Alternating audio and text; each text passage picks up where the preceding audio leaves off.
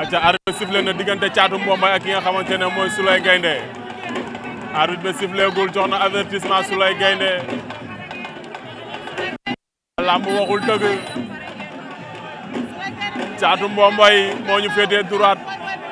Thiatou Mbomboy moo féetee suñu càmmoñ ndeysaan di leen wax ni Thiatou Mbomboy kenn du ko natable Souleye Gaynde Thiatou Mbomboy ñoom ñaar ñu ngay lëyatoo ndeysaan Souleye Gaynde door na xale bi waa Mbomboy waa Refane ñoom la àndal Touba tout la ngi ci ginnaawam waree ndondol baari jaar njeman ñëpp a ngi ci ginnaawam ndeysaan Thiatou Mbomboy a ngi noonu gonek Bawol gi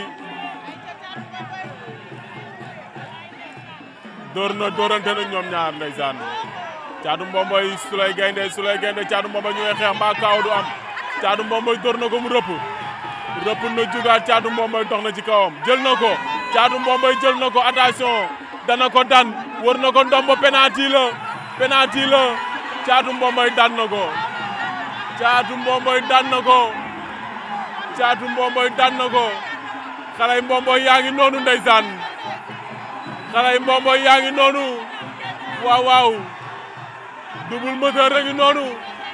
goney Mbomboy yaa ngi noonu Thiatou Mbomboy defati na affaire